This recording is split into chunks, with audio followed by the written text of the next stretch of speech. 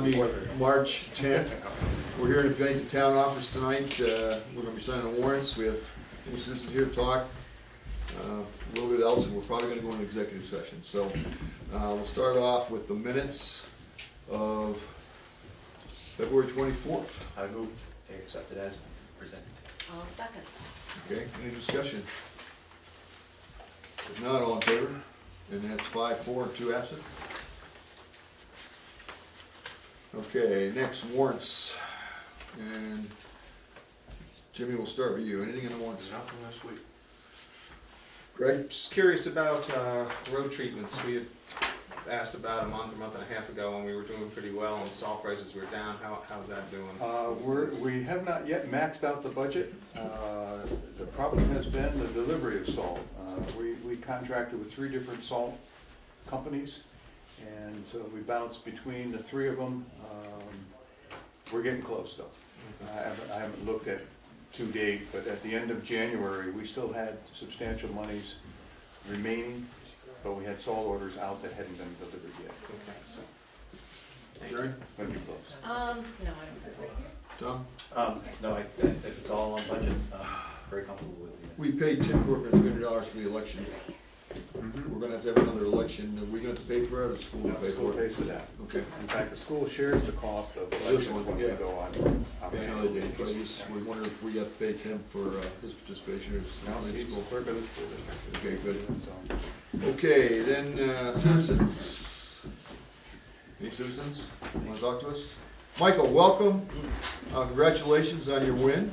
Thank you, sir. And obviously, you're more than welcome to be here today. If we go into executive session, however, you're gonna have to excuse yourself until you're Yes. officially a member of the select board, okay? I got a Pownell resident there. Guess not, no citizens. Jeez. They're all on the payroll. All right, you can have a development discussion. Who's gonna do that?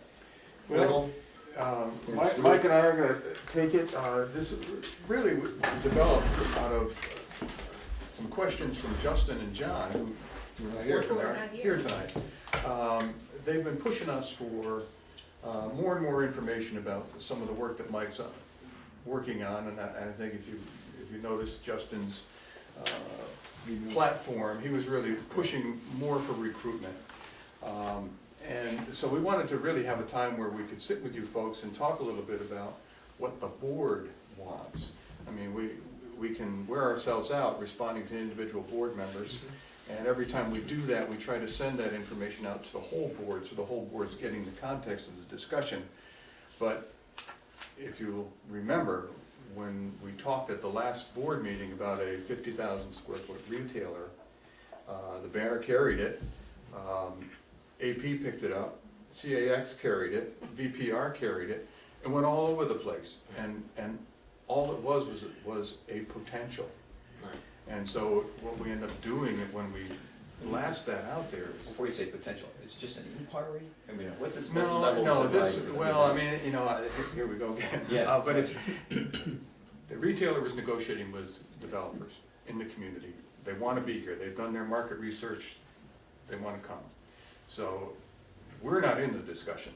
It's really between developers and retailers at this point.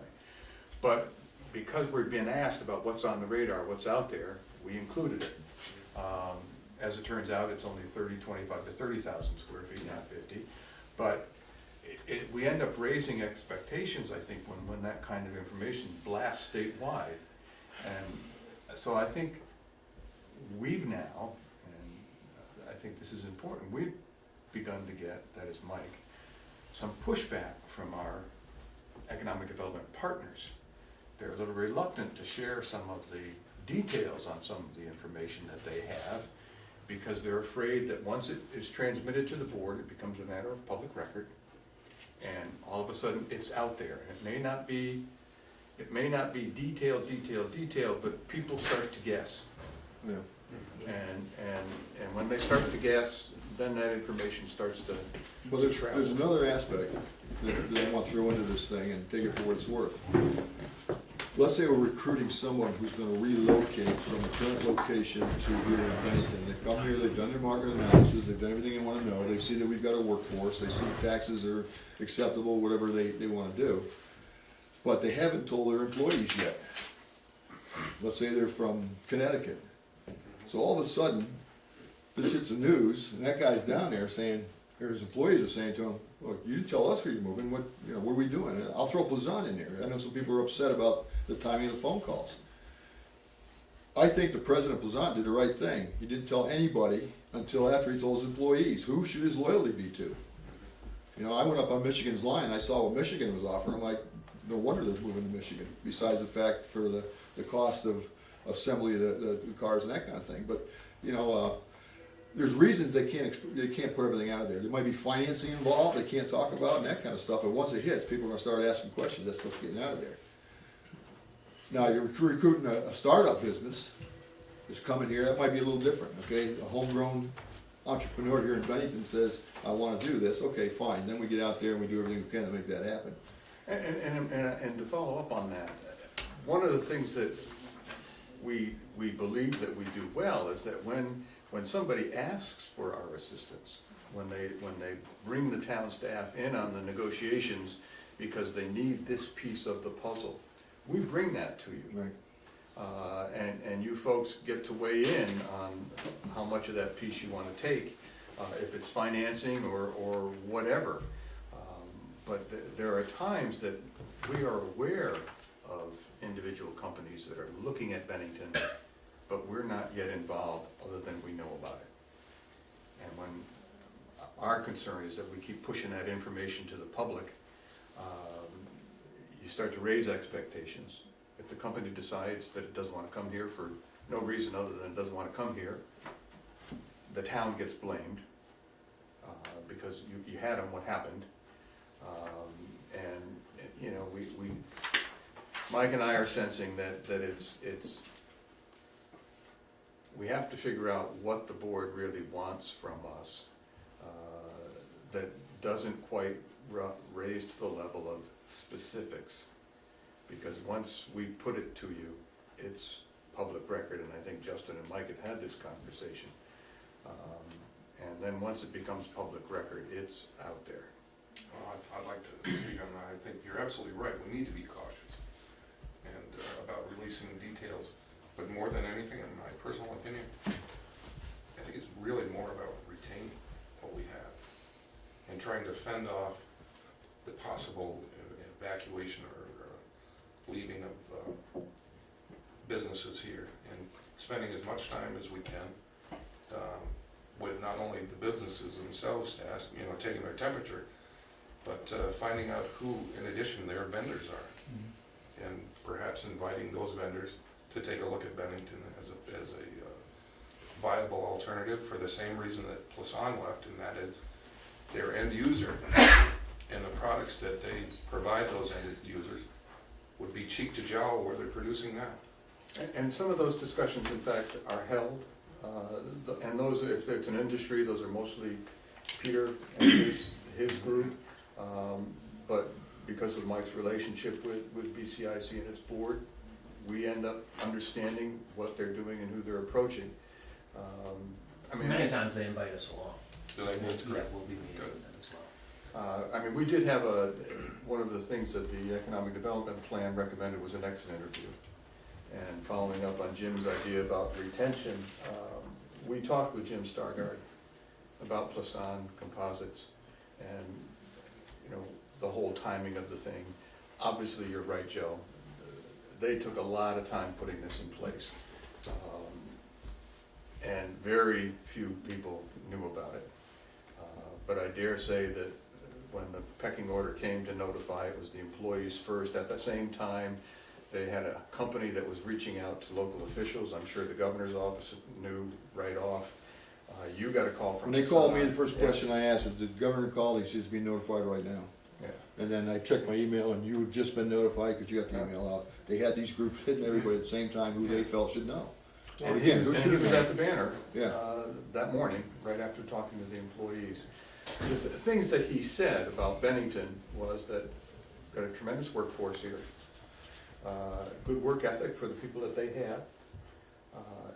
He really appreciated the non-adversarial approach that the town, that includes you folks, the board and the staff, took When the announcement came, because he said that message goes far and wide, that here's a community, they're losing an employer, but they're not ranting and raving, they're not throwing accusations out there about what's going on.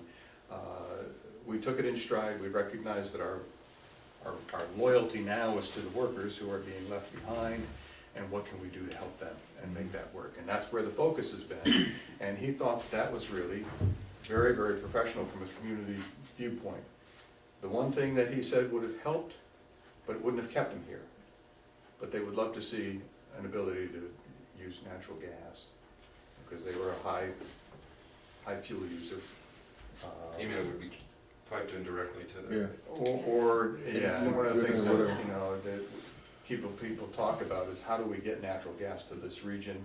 Mhm. If we can't get it piped here, as you know, Energizer is looking at trucking natural gas to their facility here on Scott Street. We're, the more and more businesses we talk to, especially in the manufacturing realm, they look specifically for areas that are along a natural gas pipeline and that are serviced by natural gas. And because of here's the what, cost. because of that, here's what you need to do, board, state, town, everybody. The gas companies wanna run gas lines down to Bennington. Yeah. It's being blocked right now in Addison County, they can't get it from Burlington to Rutland, it's already being piped into Burlington, Burlington's on the pipeline. What's the opposition? Why The wouldn't? greener, the people up there do not want the pipeline through it, they don't want natural gas to go Cheaper, through it. it's pollutes They don't less? care, Jim. Go up there and meet those people, Middlebury and Shoreham and all those places. They don't want it through. It was on their ballots this year, they voted down. But we voted it down in Bennington 20 years ago, when Howard Dean wanted to run the gas thing down here, and Smokestack was gonna be Johnson Control Site or something? Actually, we were over at Or at the jar site. Yeah. You know, people, just like the windmills, just like everything else, sooner or later it's gonna come down here, but the gas companies, both out of Canada and out of New York, would love to run those lines down there. Expensive as they are to run them, they'd love to do it, they want There's to. gas in Berkshire County. There's gas all over Yeah, the there place. is, and, you know, there have been some contacts with the folks to the south, but it all comes down to capital. How much capital does the company And have Right. available? The key with natural gas is that the availability of it and the price of it is making manufacturing more affordable and giving the US an advantage again Right. in the cost of manufacturing. It's bringing down the overall cost of manufacturing. So that's one of those things that's starting to bring the Asian equation back around the other way. One was, quality control, consistency, now you're seeing actual cost benefits to manufacturing things here. So that's what the big run is for. There's a lot of arguments either way. Some people, are arguing about the way that it's being harvested and that it's a contradiction if you're against the way it's harvested and you use it, that it's, contradictory. It's harvested several different ways. But it is right down the road in Berkshire County, so I don't think it's a big stretch to see it come here. Now, on the retention side, one of the things we haven't done, it's probably my fault here on the select board, we did it when I was in the legislature, and I think the legislature is still doing it, our county guys. We went around every year to the big guys, Energizer, NASDAQ, Vermont Composites, and we sat down with the CEO, the plant managers, or the presidents of the companies, and asked them, what are your problems that you're having with, hiring people, or here in Bennington, or whatever, and Lodi Colvin used to go, Sharon, I think you went viewing with us, maybe, I know Lodi did, and Stuart, you were a couple with us as we went around. That might be something to get into, get a hold of our delegation here and see when they're invited to these places, if you got time to sit in on there. I really agree with you. I think that's, because it all goes hand in glove, retention and recruitment. Right. And I would like to see more visibility of the select board as far as being involved in that type of process, because Right. the essence is, you've got to court those that are here just as much as you're going to go out and look. And the only thing that's different is who's here. And how you do that is to get them, I still like the Across the idea table. is right across the table. Right. And even an open meeting, inviting someone from command to come down and just say, how are things going up on the hill? How's your workforce? Where are your issues? Is it energy? That's Is a it, great you know, idea. and sort of have that built into our agenda, not every meeting, but over a period of time. Yeah, and the other thing, go ahead, let me go with one thing, and I'll go. I'm sensing, sitting down with the school, that CDC is finally doing what they let go for a while. They are interfacing with these manufacturers to see what courses they can do over there. Absolutely. And I think that with this new, with the gentleman over there running the program, I think we just gotta make sure that's still continuing. You know, he sits over there, here's what they gotta have, because I know workforce Finding out training what their needs is a are, different yeah. thing. Justin? Sorry, I missed the beginning of this discussion, I didn't realize we'd switched the time to 5:30. Basically what I've asked for, and what I've been trying to, just to get a handle on, is how these things are being tracked and how they're being followed up with.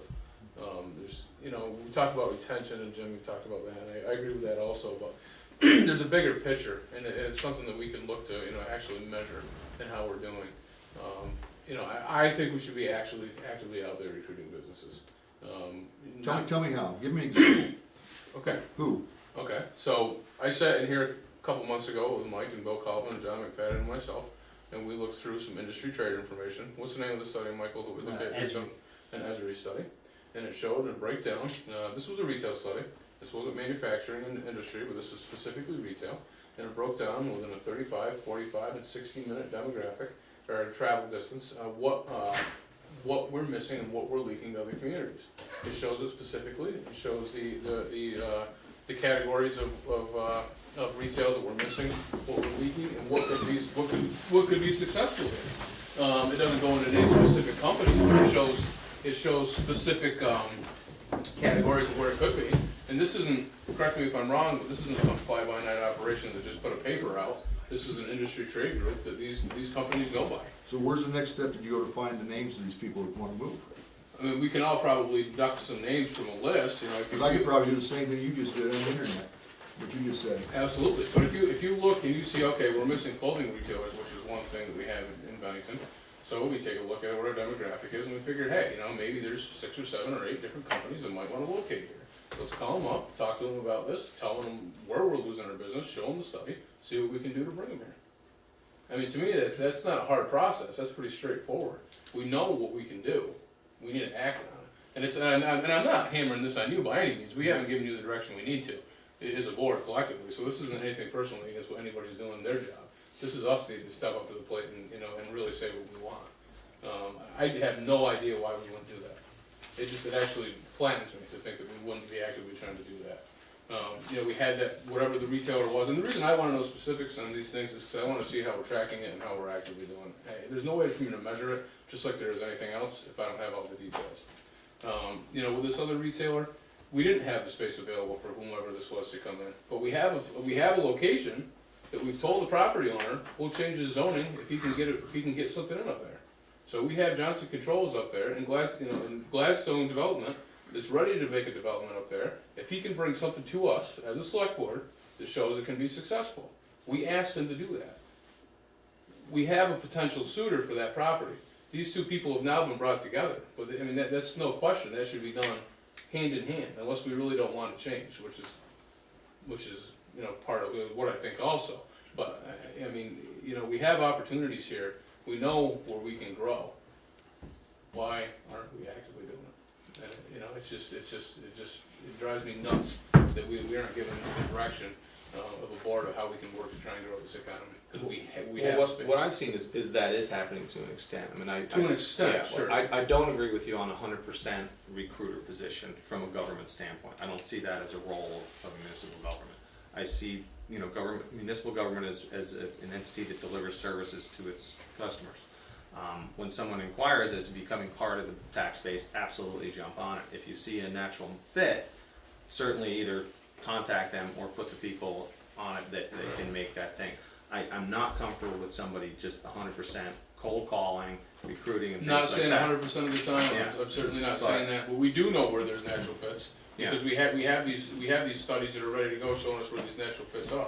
Right. So I mean, anybody who looks at this, you know, we all know what the names of these companies are. You know, we can look to find out what some of their minimum requirements are just in advance before we contact them.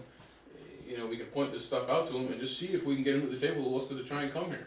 I'm not saying it's a saving grace to everything here, folks, but I mean, it's a step. No, in the there's right- no it's a fast, step in the there's right no direction. fast solution. I Yeah. mean, it's gonna be a lot, and, you know, the equation of helping an existing customer expand is certainly more viable than finding a new customer. That's true in any business and sales. If you can get more work out of an existing customer, it's gonna cost you less and it's gonna be, more viable.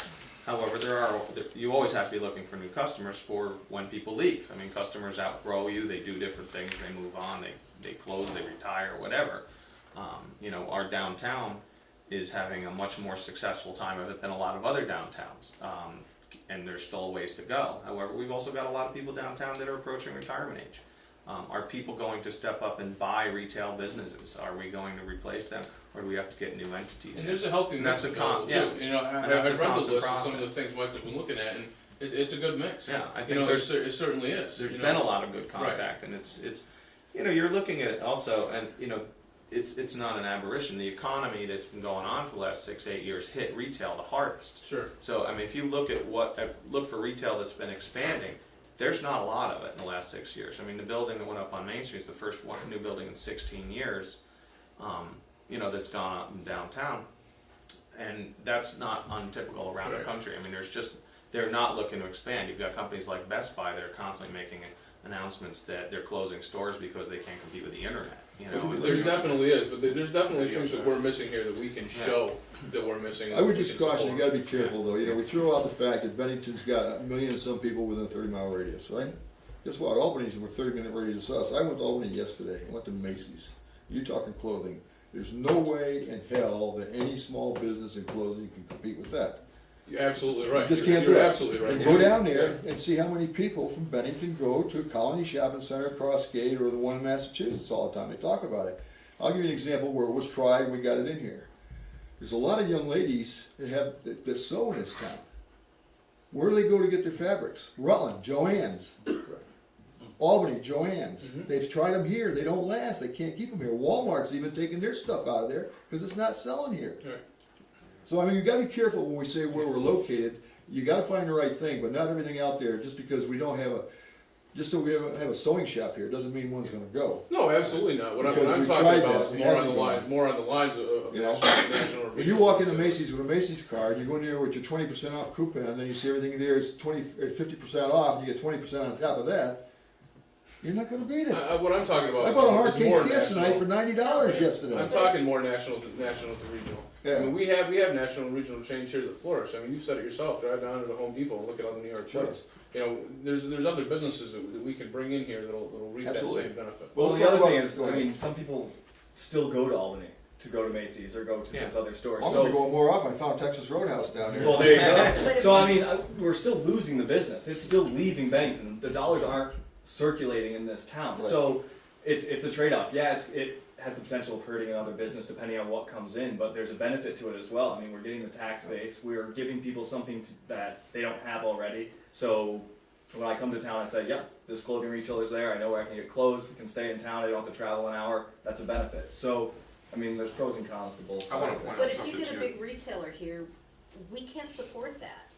So, And that's what I want to People are gonna drive from Albany to go to a Macy's. That's where you were 100% wrong. And Michael, if you could Wait a get second. I'd love for us to take a look at it because that Esri study points out that we can. Yeah, clothing's Support. one area They that are we can looking. support. I wanna point out- Electronics Let me, is let another. me wanna- just mention about the Esri study. So, I understand what Justin's saying.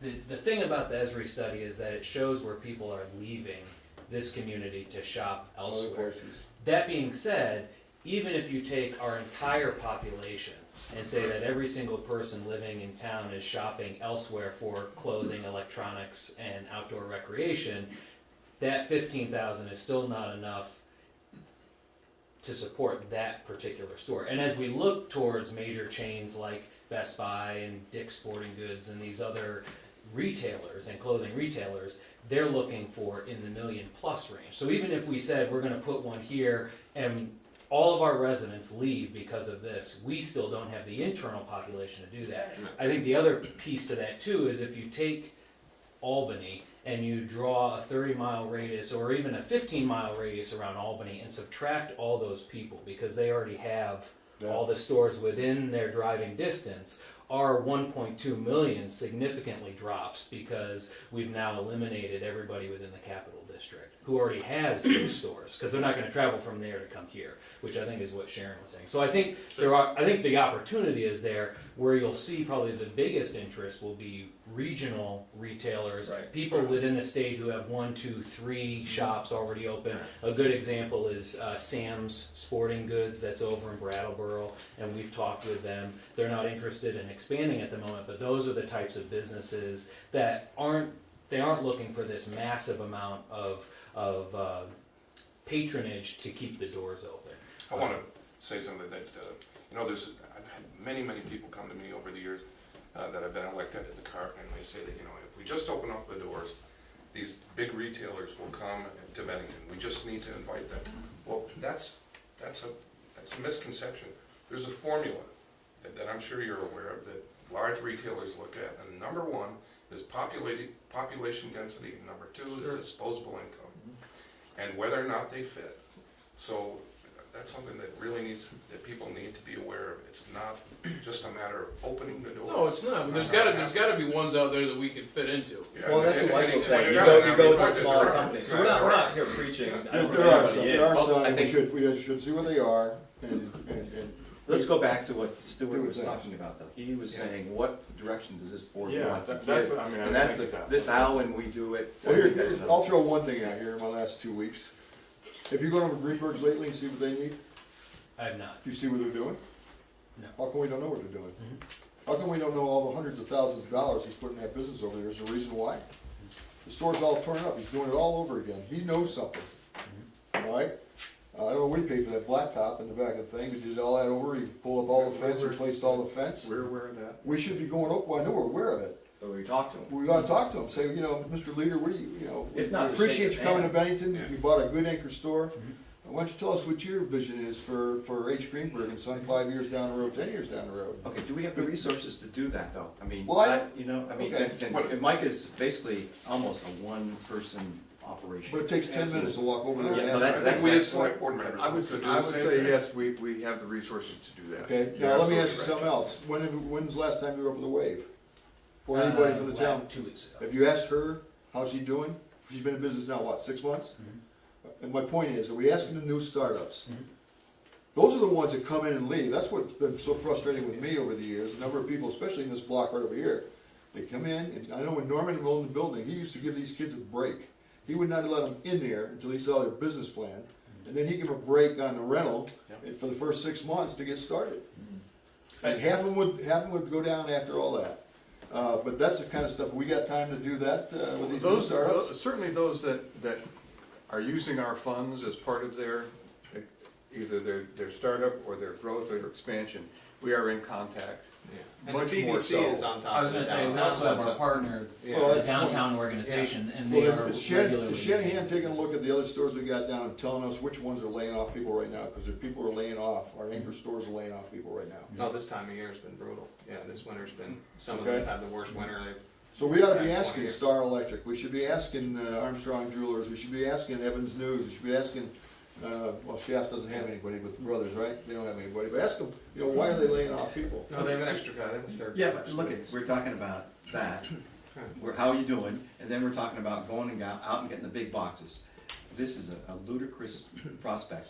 You've really got a very small department, and I think it's gotta be hands-on, unless you, I don't know, what does Brattleboro have for economic, I couldn't tell you what. They have a I did want to go back to Downtown, the recruitment yeah. comment, saying that we can't dedicate resources to go out cold call and try and contact people, because there are trade shows available and out there, and Brattleboro, Rutland has been present at those shows, so if we're not there, We people were, aren't we gonna. were present at those shows, we were at Springfield. I've we had, were- I've had a number of different shows then, Yeah. I apologize, but And I've I had don't, people that, ask for I our think that's a presence in good certain target. I mean, instead of areas. just sitting on the phone calling to go to an entrepreneurial show or go to a show where there's a gathering, there's a concentration of prospects, you can go and Right, have and my presence. larger I mean, point to Mike's that- gone to them with me, actually. Okay, my larger point to Yeah. that was if we're not going out there and Right. other areas are, they're the ones that are gonna get the Absolutely, attention, and yeah. that's where it's gonna go, it's not just gonna land on our plate. Sure. So I understand that we might not be able to dedicate massive amounts of resources to some sort of recruiting I think effort. to answer your question then, Mike, rather than talk about, here's the individual ones that I've talked with, he could say, I'm going to this show on such and such a day. And frankly, I think I've seen in the minutes, where he's been at shows and talked about those things. Maybe not all the shows that you've heard from, pass those along, but, yeah. I think we as select board members ought to be going to What I would tell our you is, constituents. and this asking them what's discussion, going on. this discussion needs to be made, I think, with the select board. You need to get Joanne Ehrenhausen over here, you need to get Shanahan over here. Because I know the chamber's heading just about every one of these trade shows within driving distance. Because I know I've given them money to go down there. Usually we share. I mean, We share, you know, all these things, and and apparently we're not telling the board what we're doing on this thing. I don't know if you don't read the chamber's notes or whatever, but. they are in my report. Yeah, okay. We're going to those places, but let's see, you know, you don't want duplicative effort, it is a team effort. We contracted BBC to do certain things to take care of downtown. One aspect is recruiting, it's not the full-time job, you got 1.5 persons over there. The chamber does the same thing, they've got a whole committee, I believe, don't they? That's geared to recruiting. Yeah, Or- you talked a little bit about that committee in an email. Can you tell us a little bit about what they're doing? Sure, well, so there's a couple different pieces to this, but in terms of recruitment, just so we're all on the same page, out of here, we do targeted recruitment. We identify particular stores that are a good fit that we think we might be able to fit within their spectrum of what they're looking for and vice versa. And I would say we actively reach out to them. You know, usually it's over time, it starts with a phone call and goes from there. So that is happening, and I would say that it's happened more so probably in the past year than it has in any subsequent year. And I think that's a good conversation for us to have. You know, but it is happening. We do the trade shows, but I think that was something I had taken a note on a couple weeks back when we had a meeting about some other retention stuff, that trade shows would be a great place for us to start. And then in terms of, and I put this in the email, you know, we've just had our first meeting, but we're gonna be regularly meeting with our economic development recruitment partners, the chamber, the BBC, BCRC, and us to sit down and say, who do we have out there already? Because the BBC does recruit, and they have a recruitment committee, and that committee is identifying people, and they then pass that information on to the executive director, who then reaches out to those businesses. And then the chamber may do the same thing, and BCIC does the same thing. And so this is a hope to get all of us having a full spectrum scope of who's talking to who, what are they looking for, how can we be of support to them, how do we reach out to them, what is the best approach, and to identify, and this goes back to I think what Joe was talking about earlier, the hardest part is identifying the original list of prospects in any sales component, right? Who's your target audience, and how do you identify the business or the person and the contact information to reach out to that specific person? Because we can come up with the 10 that come right off our mind, the top of our head, but then where do you go from there? Or if I'm going to look at small regional retailers, how do I identify those, and which ones of those are looking to expand? And so that there is some additional effort that has to go into qualifying the leads or qualifying the prospects. Because we don't do kind of the shotgun approach where we just spray and No, that doesn't make sense to me. Right, and I think we're on the same page with that. So I think it's more about identifying who are the ones most likely to fit into our community, and do we have some type of lead connection? Has somebody already talked with them? Have we already heard some rumblings about what's going on? So that piece I think is important for us, and I think it goes back to, and I'm not sure what the answer is, but I think, and the two of you weren't here right in the beginning, but Stu started to talk about this, is how do we share the information that's most important for the select board to hear without compromising the types of negotiations and conversations that are going on with these businesses, and with our partners, because our partners are wanting to keep information confidential too. And so the issue with being a governmental organization is that as soon as it ends up in writing, or as soon as it is talked about in a public meeting, it becomes public record. And then anybody can request that information, and we have to provide it to them. And so how do we make it so you all feel like you're engaged in the process, but we're not giving specifics that potentially hurt the possibility of a company wanting to come to Bennington? What are the incentives that some of us sitting around here can offer a startup business? What are they? We basically only have two incentives, tax stabilization, and that's based on historic preservation or job growth. And there's been very little of that in my 12 years up here. Yeah, there was a, we used to use it much, The big More mill was often. the last one I remember. I think we did some Was it tax Energizer? stabilization over at, We Across the didn't way. yet, I think we were talking about it, but I don't think we've actually done it. And the so, other one, and then the other is our Small low business. interest loans. low interest loans. And the thing with You the, guys see those things, there's been a lot of them. well, and I think the issue with, we have a local business right now, that I talked to today that had gone to a trade show, came back, and they're seeing an explosion in interest in their product. Well, so their expansion, and again, I've just talked with them today, so that's why it hasn't come up before, but they're looking at a price tag of $1 million to do the expansion they wanna do. So our $35,000 loan program is really a drop in Well, the my next bucket. question is So- what is the state capable of doing? Right. Not a Well, lot, and- not a lot. And not a lot, They I don't mean, have any even more, their they limits got are one step higher more than close we to are, that. okay? Right. And that's the thing, turn on your TV, and channel 13, channel 6, channel 10, the first thing you hear on every other admin, we're gonna give 10 years of tax-free incentive in New York State to come over here and do a business, But okay? people might not necessarily want to be a small fish in New York State. No, They I might know, enjoy but being that's the the bigger big guy. guy, in that's the Vermont. bigger guy. And And my that's point is, good. what can you offer them? We can't offer a lot of incentive. Now, what we can offer is a cooperation, one, having a good town plan, being open to it. But one of the things I got the other day, we need to change the sign ordinance in town. You just gotta stop making Main Street look like old Europe or something. Well, if that's what we gotta do, then we change the ordinance. And you'll have every kind of billboard up there, and you'll have all kinds of neon sites on Main Street, if that's what you want. Your town, I don't think it is, I think it's what people want. But I've had people blame us because we got a sign ordinance in town, it's keeping business out of town. Now, do you really believe that's the reason?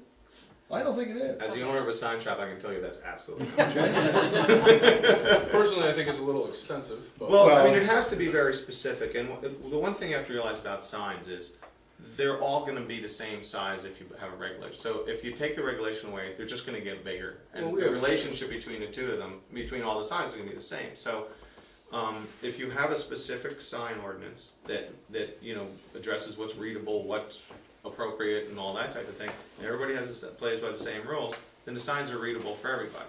If you don't, then they're just gonna get bigger and higher and bigger We and talk higher. about neon signs on Main Street, I mean, the Putnam Hotel had one in the 50s, so. I think- Yeah, so Sharon, Now, Sharon, neon's You gone. yeah. But that's- you could put one back and we could, Yeah. that could be historic But it was preservation. Yeah. probably over Well, the Chef's neon is- sign that is said great. hotel. Now Sharon's been quite quiet, so my next question she can answer. What are the banks doing for people who wanna come to the banks? Is it making easy money for folks that's got a good business plan and wanna come in and do something?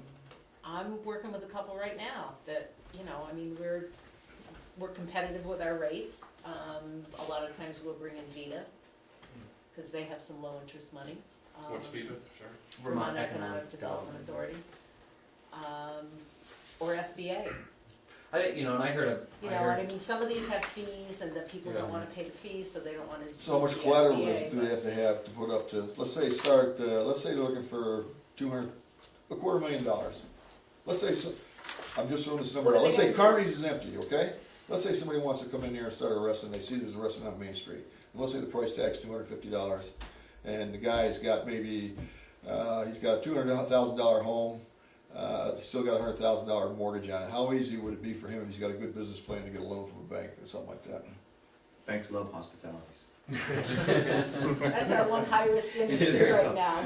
We don't do any of those without some kind of a guarantee, either Vita or whatever. Usually, but most banks will tell you it's gonna be 20% down if they're gonna buy anything. We'll finance 80% of the purchase price or the appraised value. And trust me what it said, trust me when I tell you, because I've been around lately, they don't care what your damn income is. There's other things they're looking for, and that interest rate and everything else, it's crazy. But anyway, the point is, guys, is you're right, we gotta do something, we gotta give Stu some guidance to give his people. Yeah, I wanna bring this full circle because we've talked about a number of different things that we should be doing and we can do. How do we, and Mike already asked, how do we report this to you so that it's not too specific? So that if it does become a matter of public record, people can't sit there and guess. Okay, I know, well, I know what that is, Well, just the way that eat my bit tonight. I mean, that was informational to me, and it should be sufficient for me right now, unless there's a request for some financial assistance. I expect that dialogue to continue in your level, and then when something happens, you bring it to the board. I don't think we need to know the specifics, because you're gonna lose your customer. They're gonna walk. Yeah. And nothing worse than breaching that confidentiality, because they will just look elsewhere wherever they can. And that word spreads, I mean, I want as much information as possible, without crossing the threshold of making the potential businesses looking to come here uncomfortable. And if they're fine with it being open, I wanna know everything about it, so I have a way I can track it. If it's something that needs to be confidential, I wanna know what the industry is, what the potential locations would be, what we're doing to try and get them in here, how we're following up with them, how they contacted us, did we contact them, and so on and so forth, so I have a way to track it. This is something that I think is important, and I wanna be able to focus on it. but there is a point at which the town is the observer. We may not be the participant, and we'll use that retailer that's looking at Bennington. They were in negotiations with a developer. We became aware of it because they were also chatting with us about what potential permit opportunities there might be, and what they would have to do in order to do what they needed to do, as well as the developer wondering. But we can't insert ourselves into that situation, because could be potentially potential interference. Insert ourselves in what way? We can't become a part of the negotiation. That's right. We can't, but we can keep our ear to the door and But listen we in on also- the conversation I know, but we can't pass that information on to us. to you. Or to anyone. another developer, or to another. Well, no, I you know, understand it's not because to another it- developer. it- I guess what I'm thinking Well, along but the you can lines go of to the is, retailer if you realize, or whoever it is that's looking to build something, and if you find out it's going south, say, well, I guess option A didn't work for you, here's B, C, and D that we know. Sure. Well, and I'll be honest, I mean, that's what happened. That You know, is exactly we what didn't hear from them for a month or so, and so I reached back out to them and said, just following up, where's this project at? And they said we weren't able to come to a deal that was mutually beneficial, and so we're back looking again. And so, I mean, the best thing we can do at that point is to say, what are available properties that fit within the permit and zoning, and how do we make sure they're in contact with the right person Right. to meet that? I mean, that all happened within the Sure. days before it came before you guys, and that's what. And I guess that's what I would like to be. That's what I would like to be able to see from a report on a monthly basis. Such and such an industry look to locate. Met with I think the emails that he You provided. can take out the name here, didn't work, this is what we did, we put them in contact with this person, if it's not confidential, it's ongoing. How can we get this stuff, how can we get this in executive? I know one right now, I mean, I'd love to get my feet involved, and I'd like to tell you guys about it, but I just can't, because I know it'll go south as soon as we do it. And tell you the problems they had, but how can we get this kind of stuff in executive session where if somebody knows something, or you or anybody else that can talk without worrying about Cat TV being on and with the newspapers in here. Well, and that's the fine line that government operates under. Is it contractual? Is it litigation? There you go. Is it can be, because it's part of Yeah, a but negotiation, if right? we're not in We're not the a contract. side, we're not one of the sides We're not in the the party. negotiation, Well, so. It could just be hearsay legally. Well, so I had a situation a while ago when I was buying a house, and there was some line that me and the seller couldn't agree on. And it was between us, we were trying to come to terms, but they heard that the realtors in the side room heard a $500 line was gonna stop this deal. They stepped in, they said, take it out of our commission, we'll cover that, deal's good. And so I guess what I wanna see is it's not gonna be a $500 line necessarily, but if our ears to the door and we hear, wait, what? A $10,000 project's gonna stop this from happening? Hey guys, maybe we can get together, maybe we can figure something out, and then we all benefit from this. That's what I wanna see. I think that can happen when that situation arises. If we start making all those discussions public information, you may never get to that point. Well, I think here's- that's the thing, when we're not the landlord, we're not the Oh, tenant. absolutely. We have to be very careful where we come in and out of the discussions. Mhm. Now, I agree with your premise that, and I'm a firm believer that what you will take responsibility for, you can influence. And I'm all for that. However, when you become a government entity, I think you have to be very careful about what your role is in that conversation. And that's where my trepidation is in some of these things. I wanna be, if they need us, we should be there. If we see an opportunity, we should go after it, but we have to be very careful. I mean, I'm very close to the chest with my business when I talk about, you know, possible growth, possible expansion, because you may need to jump out at the last minute. You may back off, and if you publicize all this stuff's gonna happen, and then you back off at it, it's very detrimental to your image. You know, and you could get something 90% down the road and say, this isn't gonna work, and reserve the right to pull out. If that becomes, I'm not gonna put that in the paper, I'm not No, gonna put that that in makes the sense. chamber I think we do newsletter, have to you get know? back to how do we make this work for all of us? Because I'm not saying let's print out all of our recruiting list Right. and print out all of the actions that are going Yeah. on. I'm saying the people that are interested should be involved because they're trying to have a positive impact. And Yeah. I think we're all standing around here saying, how do we do that But- legally?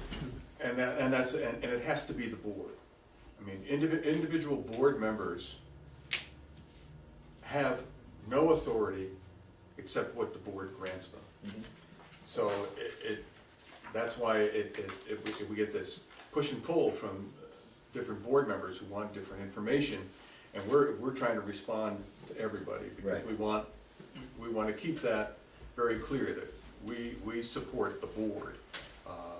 And we'll work with individuals, but the information has to go out to everybody. And then, let me just give you the conditions in my case, the one I know about.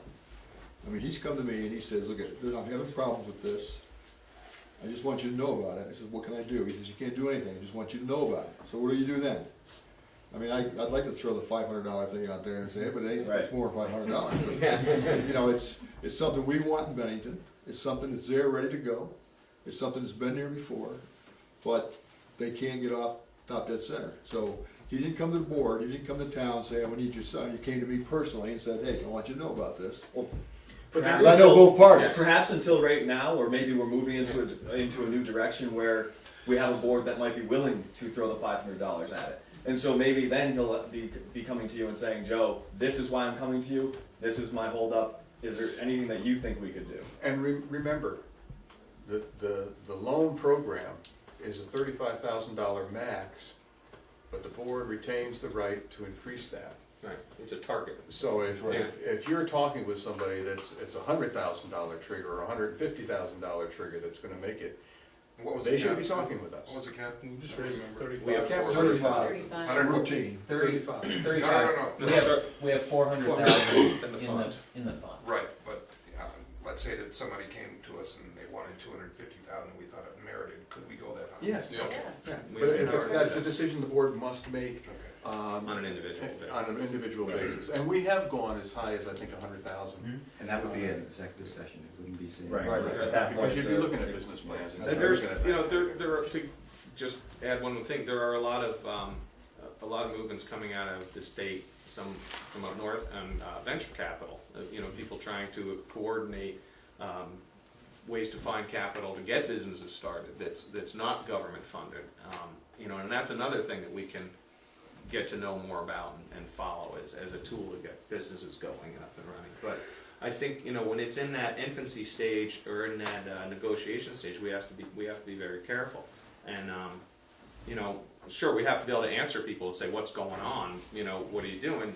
We need to be able to have an answer for them, but you know, you're not going to be able to give them specifics of every little detail we come up with. It's just, you know. I do want to point out too, you know, we're talking a lot about we should be doing this. Stu mentioned earlier, I mean, I would say he agreed that we're very good with when the opportunity comes that the board can play a role in attracting a business or working to solidify a business, we do bring that forward. It just hasn't happened.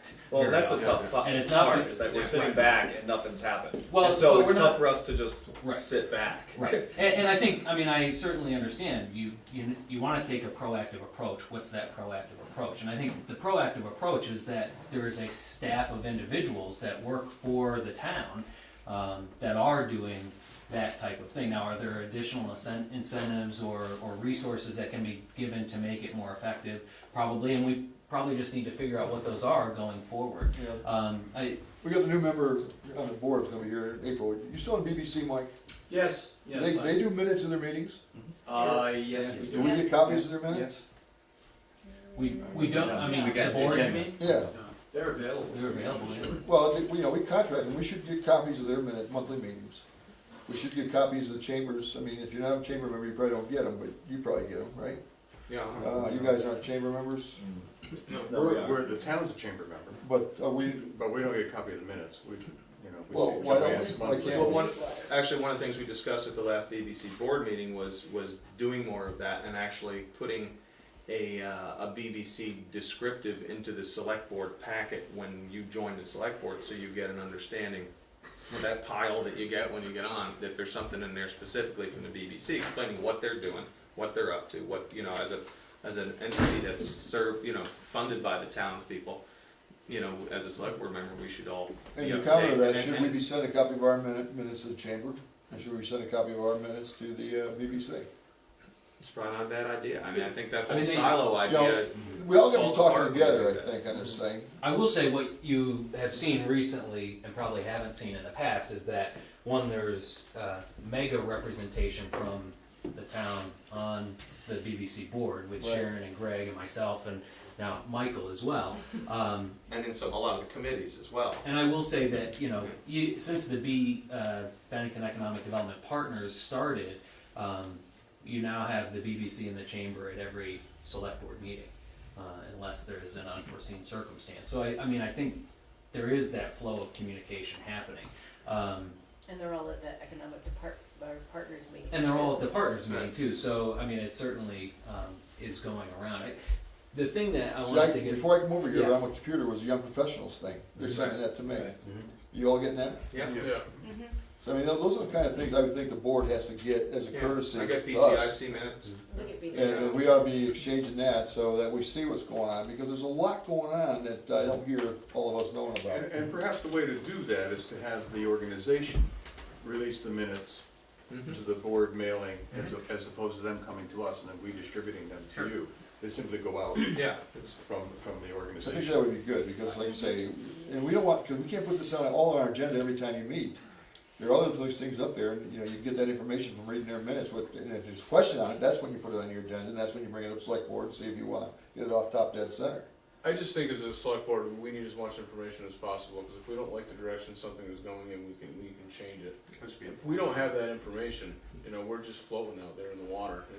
I also think it's up to us to get out there and see it. Yes. I mentioned last time, I went to the first composites forum a few years ago, and there was nobody from that select board at that time at the meeting. And I ran after that, got on, that was one of the reasons I ran. It's like, I'm going anyway. This is something that I'm gonna be at. And I was at the ensuing ones. And, there's a ton of great information at those things. You're talking to the presidents of the companies right there, or and the HR people, and the people from Leahy's office are there, and the people from Welch's office are there, and the people from the Department of Labor there, and they're talking about, what do these companies want from a town and a state, and what are their experiences, and there's, it's great stuff. I think we need to keep our ear to the ground when that stuff comes up, and get out there when we can, and hear it, so.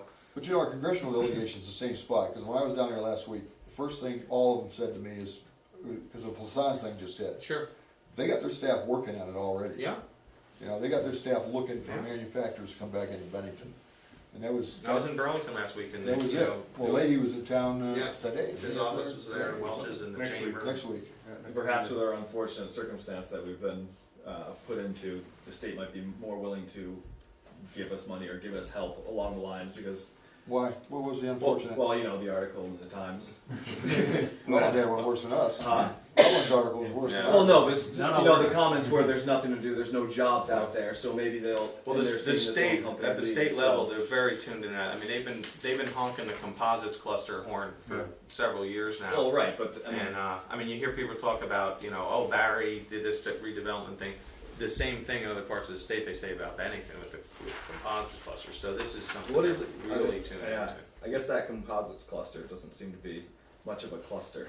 Well, It's they're more of over- an industrial cluster. Well, there are right? over 500 jobs, within 3 companies in Bennington, which was very significant. And the fact that the stature it had in the industry, coming out of a Bennington startup company, was a very, And that, of those 143 people, a good number of them are gonna get absorbed into the composite Well, yeah. And to see a lot, and to see the activity that happened in that industry and the economy that we've seen since 2008, you know, that is, you know, unparalleled in the area. I mean, you're I talking just about think we Berkshire should County be lost cautious as 50% to of its identifying jobs. as a composites Oh, the cluster state instead gave of us that. something. No, I know. Yeah, I know. I but- mean, I've heard that all over. I'm like, Well, it started here in Bennington. yeah.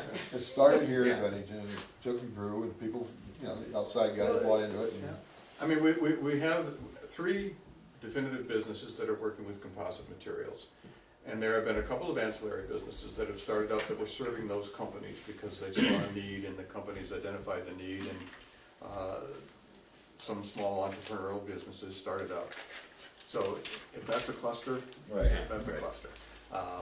But has it been successful? Yes. Very successful. And we have been successful. Yeah, Bennington has been. Lately, getting us that armaments thing from the military, that's gonna be here a while. So we still haven't answered the question of how we can track this and get this information back to us in a comfortable fashion. Yeah, I just, Could I go through a brief hit list? I went around and talked to some of the people that are higher up at these companies, at least the industries, not the commercial retailers, but won't mention names for obvious reasons. But I kind of started to do what I think we should already be doing, asking them certain questions. Joe, to your point, have we gone down to Greenberg's and shaken the hand of whoever to say thank you? And so I just want to go through a few things that were mentioned, and they were mentioned across the board. Various general questions as, how are you guys doing? Is that being asked? When was the last time that we talked to these 500 employee companies or multiple companies? When was the last time, and who did we talk to? Maybe we need to identify our not high value, because everybody that's in this town brings value to it. But the people that have 25, 50 employees, 100 employees, maybe we need to have more attention given to them. Is anybody facing any issues? Are there zoning issues stopping you from expanding? Are you having water treatment issues, so you might have to shut down a section? I mean, what's going on with your company? Basic questions. Are you having employment problems? Are you having trouble recruiting people? And it's things that we all think we know the answers to. But are those questions being asked, or are they just things that we know should be asked and we are having trouble with? And then what can we do to help make your job easier, whatever that might be? And the list can go on. Those are just some of the things that were brought up, and those were general questions. And then I kind of continued along to the retention portion of it and asking what can we do? Because Tom, to your point, and Greg, I think you said today, retention is sometimes something we should focus on more than recruitment. And so retention, again, these questions have been asked already, but I just want to go through it so they know that I brought their thoughts to the board. What incentives do we offer for expansion right now? And that we might have the answers for it. I didn't. What incentives are there for job increases? So if all of a sudden one employer, no expansion, no building expansion, but they've hired 20 new people that are all making $40,000, well, there might be something that we should do for them in terms of promoting that and trying to keep things here. Even small gestures might be beneficial. What do we offer to kind of thank them? This isn't something that they said, but they kind of said, I haven't seen faces, haven't really met with people, they don't really know what's going on. We feel like we're here, but that's just it. You appreciate that we give you jobs, but there's no give and take. And to that, I kind of thought along the lines of people that I've worked for. I know at Mac they do holiday hams, and they do a holiday party, and that's great for their employees, brings up morale. But on top of that, for any of their customers, they have a customer appreciation as well. And maybe there's a customer appreciation day that we send out there, or something small that will just benefit everybody. I don't know what it is. I'm not claiming to have all the bright ideas. I'm not saying that I have all the answers, but little things can go a long way, and that might be what we offer more than New York State does, because they offer money, sure, but what we offer is a community. Do we offer anything to help them retain new hires and go after new hires? So one thing that I was thinking of was a certain coupon book or something that goes along with, gifts to the chocolate shop or something, or Ramunto's gives them a free pizza and some drinks on trivia night. Because if you have the new employee, hopefully there's a mutual benefit to this. If you have the new employee, they get some pizza, some drinks, they're going to bring 3 or 4 people in, and then Ramunto's has 4 more customers, and they know where to go on a Thursday night or whatever. Again, movie passes, passes to maybe some mountains, literature about different hiking trails, doesn't have to all be monetary value. It can be things just what to do around here. I don't know if our major employers are handing these things out or have these things to hand out. On top of that, I think we started talking about banking things, but if you have a new employee that's coming to town and they're gonna be set to make $40,000 and they're deciding between Bennington or Manchester or Arlington or Pownell or wherever, I think we all would love to see them land in this area. One, they have a good salary, they're probably gonna spend money in our downtown area, it'll help our smaller shops because they're working at some other places. So, if there's something we can do to work with the local banks to help them get a lower mortgage rate, or to help them consolidate college loans, or help them consolidate the loans and debts they have right now to help them spend some more money. Something that gives them a reason to come here that'll help them financially, and it also might cement them in our community. If they're buying a house, more than likely they're gonna be here for 5 or 10 years. I'm not saying let's trap people, but if they buy a house, they like it here. That's what we have to do. But no, well, no, but it might help.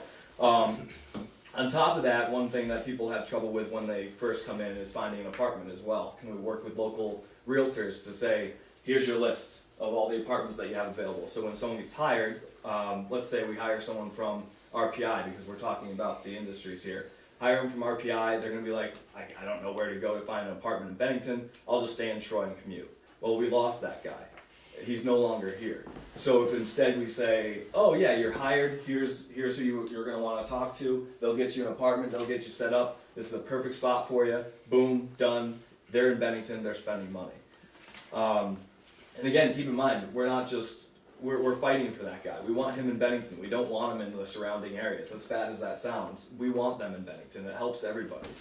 From there, it goes on to the recruitment side of it, which is, different tax breaks. I know we say we can't offer the things that other states can offer, but maybe again with participation of our local businesses, maybe the country club will offer up memberships for a year, or free passes for a few weekends, or something like that. So we say, these are things that your employees that you're trying to move from one state to another will have, and it will make it easier for you to keep them and bring them in. I don't know if there's anything else that might come to mind. There could be different restaurants around here that might want to cater a lunch every Friday on the first Friday of every month. I mean, these are the things that other states won't offer that a small town community might be able to, and it's really the things that can go a long, long way, and it can help keep people here. And with our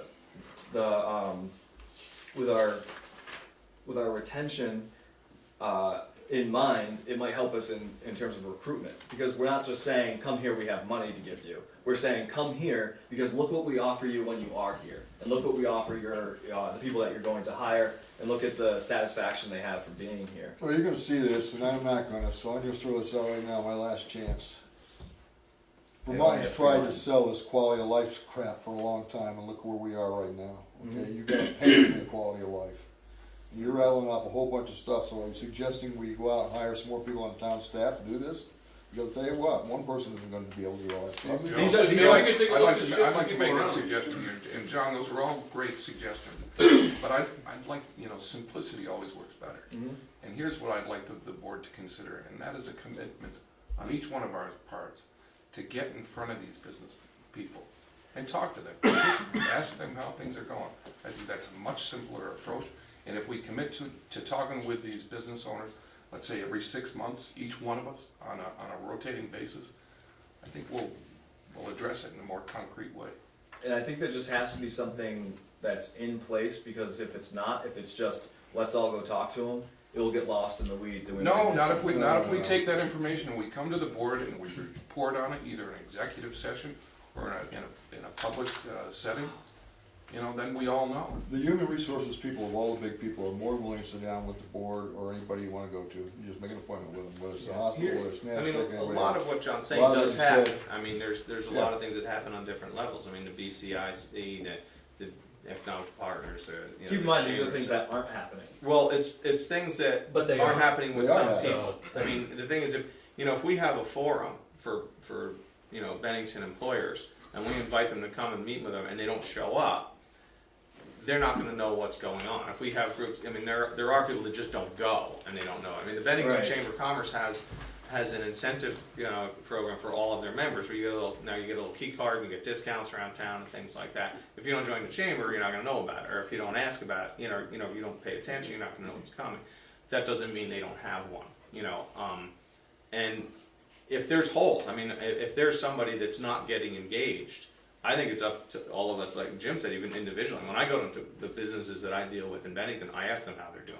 I ask them what's going on, is that a new hire, that type of thing. I mean, we're gonna have to do some of it ourselves, but if there's a problem, absolutely, we should bring it back here and try and coordinate. And we need to And some of not- those ideas would be great to add too, I think. We need to not forget that there's businesses that would like to come in here that don't need incentives to come in because they're Right. in an underserved market.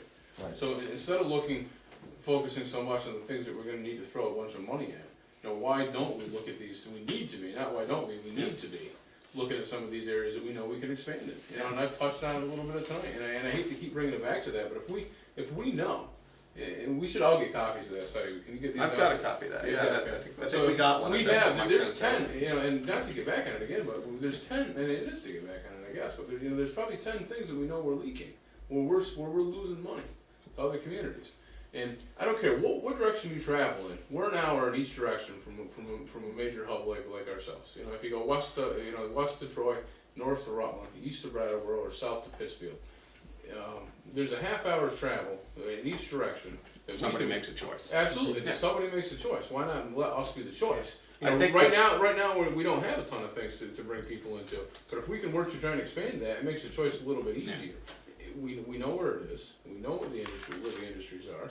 We know what we're leaking. Let's go out and get them. Yeah. I mean, I think the scale that we're dealing with versus the scale that is on the other side of that hour, I think we can continue to become a unique community where people will hopefully come here because we're not what's on the other end of that No, hour. I mean, You're not going to put a smaller Macy's here in Bennington. No, I'm not You know what I mean? suggesting that, but there's going to be things where people have a choice. I mean, Yeah.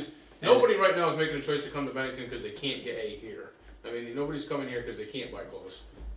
Let's see if we can get some sort of. People store. will come here when Walmart's When they bigger. can, right. I've heard that Absolutely. already. Walmart's a big thing that brings people to Bennington. And you need to ask yourself, why, when Vermont has fought Walmart so hard, why is this one so much pushing to get it in there? And why did St. Albans go? Because they know something, okay? And guy you guys don't remember, John Hall, what was his thing? Make this a retail hub, wasn't it? To bring all these folks in, wasn't that his big thing? And he was convinced that this had to be a retail center. And in Is fact, that it back is. when It is. the I mean, outlet certainly. was- More so then. And More we so than are. It is, but we're stuck in mediocrity. Well, there's a lot more room for expansion. We're in a But I would guess that some of the interest we're sensing now from some of the businesses that Mike knows about is really being driven by the potential Walmart expansion. Because they're looking at that and they're thinking, If they're here, then we can be too. that's right, if I can get And a if you tail of have that, 100 people traveling here every Saturday, then they're going to stop at That's my right. spot. so that's a good thing. Right. That's a good thing, and yes, the community was somewhat split on whether Walmart should expand or not, but we've gotten through that. Walmart's gonna expand, and, I think we're starting to see, or sense anyway, that there is interest in Bennington, and part of it's Walmart, part of it's we're coming out of the economic doldrums that we've been fighting through, and so, once again, how do we get that information to you folks without crossing that line into, We don't need Vertical. specific names, but what I'd like to see in a monthly report is a spreadsheet that says this is the industry we've contacted. We've contracted people, the retailers or whomever it be in this industry, in this category. We're looking at a couple of different locations. You don't need to be specific as to where they are. What some of the possibilities are, what our potential setbacks are, and what we're doing as a town to try and bridge some of those gaps. I wanna make And one- I'd like to see that follow up monthly. Just to dovetail with what you're saying, we cannot be too specific with respect to who the retailers are in Agreed. email, okay? Agreed. Because then it becomes a matter of public information under the I don't Freedom of need Information names. Act. Let me finish. Well, it And shouldn't then, be in the and email then, anyway. and then in executive session, we can reveal those names. I don't think. No. you cannot. No, we No. can't? Not unless it's Yeah. our contract. Yeah. Yeah. If It we, would have to be at the point where we're And it shouldn't be in the negotiating. email. Let us do that then, let me try to bring this to some closure. I mean, I've heard John and Justin with some of their very specifics. Mike, I would suggest that we try to hone through that. If there is an opportunity for us to develop a spreadsheet that will address the kind of non-specific but Generalized in a way that we can track. And different business. well, I think formats. Mike gave us one a few meetings ago, that was, I thought was fine, and I think if we see that on a regular basis, then you start to see a Right. pattern of activity. If you see it Absolutely. once a year, it doesn't make a lot of sense, but Right. if you see that once a month, you start to see, similar to the permits chart. Part of it is feeling You know, you successful. can get a too, because trend. We actually can see it instead of Yeah. thinking that it just, oh, they landed here. We're gonna see 6 months, a year, 18 months of hard work Yeah. where this guy, codenamed Bagels, is gonna be coming in, and for 18 months we tried to get him in here, and then all of a sudden, boom, Yeah. we And got this 50,000 square I foot think you'd retail. see it if you saw that report, as, you know, as general as it was, if you saw that on a regular basis.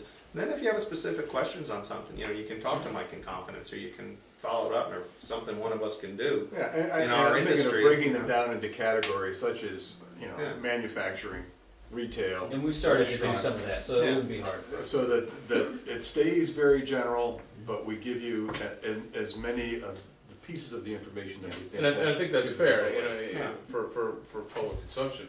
But I mean, I do wanna hammer home the point that I do think we should be, these targeted areas that we know we can get, and we should be focusing on right now. And we should I'd like to see see this entire board get behind that, you know, and. No, I mean, I think we have And it. make I it think clear. it's, but a lot of it has to stay a little, you know, on the radar because of our role in the conversation. So, So we're in agreement that we should be targeting these areas? Is that yeah, fair? I- Okay. you know, I mean, I have conversations with Mike one-on-one on how this stuff goes and what's going on and things like that, you know. And I talk to Dan about things that are going on, I talk to Stu about things going on. You don't have to bring everything to a public meeting level, you know, to confirm what's going on. And if You I just have don't wanna this- take right. all his time No, absolutely. responding to every one of us individually. We And can if tell we our have- It's not gonna get constituents, anything we done. can tell our constituents, Yeah. look, this is what's going on, we've been working on it Yep. for X number of weeks and months, and something is coming, can't And promise you anything. If we have these spreadsheets, we can track this stuff, we can follow up, and, you know, I can match it up to the studies that we've been looking at and say, well, you know, I've been talking about this, look, we're actually doing it. Yeah. I mean, one of the biggest issues is that we've fallen on stagnant times. I mean, if things were booming, things were opening up, everyone was doing fine, no one would care. Right. But the problem is we have this perception around town that we need to change. And so one way of doing that is by trying to give the public a little more information on what's happening behind the scenes. And it's all right to not be successful, but it's not all right to not be doing To not something. do anything. And Right. so they can then at least see the efforts that we're putting forth, you know, what is happening, what we're trying to accomplish. And then they're gonna see, oh, well, roadblock got hit here, blah, blah, blah, blah, blah. And then they'll start to understand it and they'll appreciate the work. You know, I think this is all well and good, but frankly, you know, I'm willing to see how it goes for a couple months, but I'm not gonna be sitting here and just wondering and second guessing what the management's doing and whether or not this spreadsheet and that target's been hit, because that's not our business. I know our constituents, the community is concerned about what's happening, but we're not gonna be micromanaging the prospects. And if we start doing that, you're gonna have a dissenting vote right here. I'm fine with that, Tom, but then at what point, there needs to be some level of accountability. And at what point do you say 5 years, or 10 years, or 15 years, 20 years? I'm not saying that's the reality, but let's say that we go on for that number of years without certain growth that you're trying to push for. At what point do you, You know, growth is a matter of perspective. You could say that for the last 5 years, we've had excellent growth. The town might not even think it is, but frankly, there's been a lot of activity in this town. But maybe we haven't done a good job of actually telling what we've accomplished. And I wanna This will say, be, I wanna this will say be a one good way thing. to track it. I recently went on YouTube and just put in Town of Bennington Economic Development, and I saw a program from 20 years ago with Stu Hurd on it, and your father as moderators, and you know what the topics of discussion were? exact same thing we're talking about now. Pull out the 20. And that is always gonna Bob be a Madison's perennial 20 issue work that plan. in any Pull out the small 2010 town. plan, have you read the Yeah. 2010 plan?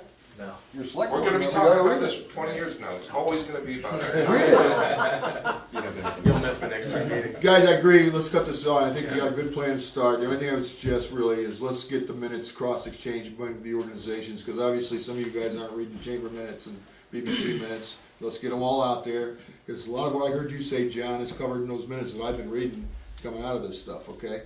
And then we have a responsibility when a constituent comes up, you know what, you tell them, okay? But you don't tell them on Facebook, because that is not an official government channel, folks.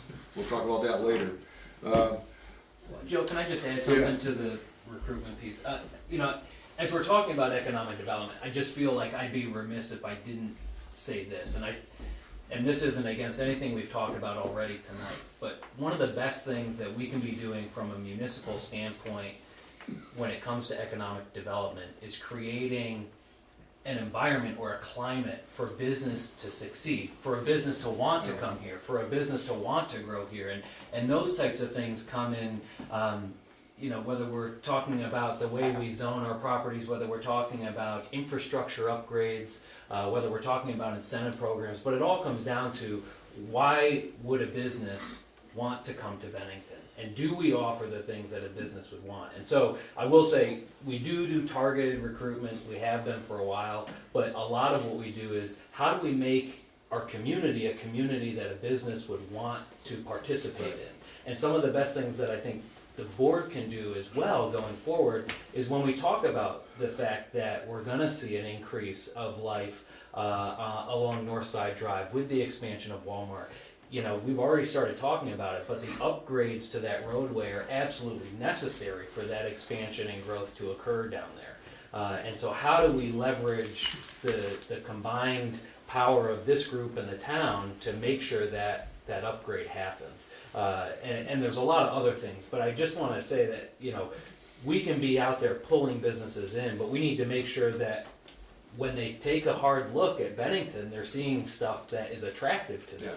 And we need to figure out how to do that. And, you know, I mean, a good example is the fact that, you know, and it wasn't necessarily opposed at this level, but even the upgrades to the water system that, you know, didn't pass on the most recent budget is a hit to economic development, because that is an infrastructure upgrade that would have benefited our community from an economic development standpoint.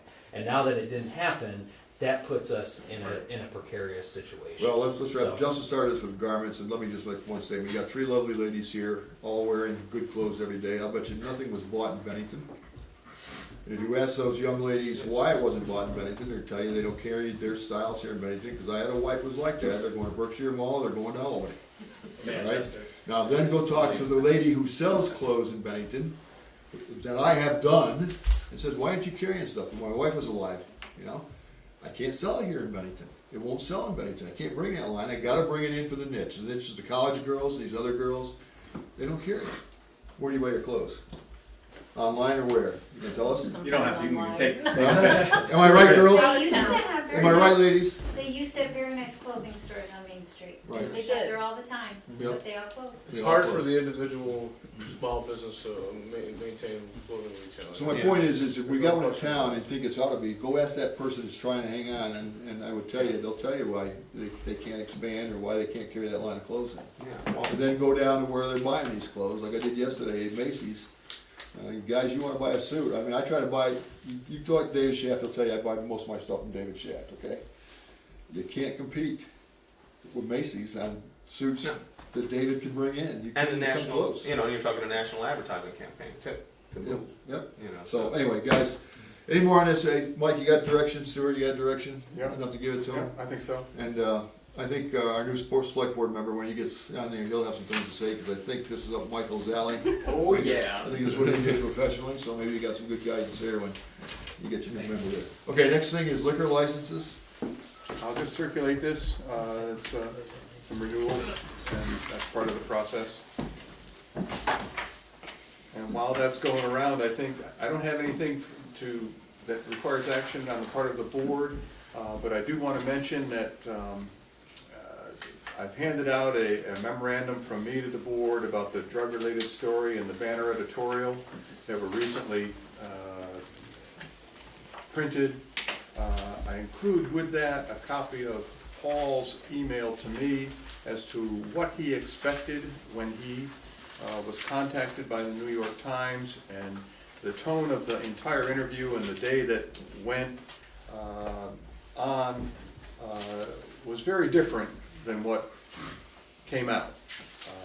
And so there's some disappointment on Paul's part that it didn't work out as he expected. He expected to be a very positive article about what Bennington and what Vermont is doing to address the drug problems, and it tended to focus more on the sensational side of it, and carried some comments and quotes that were really cavalier in nature.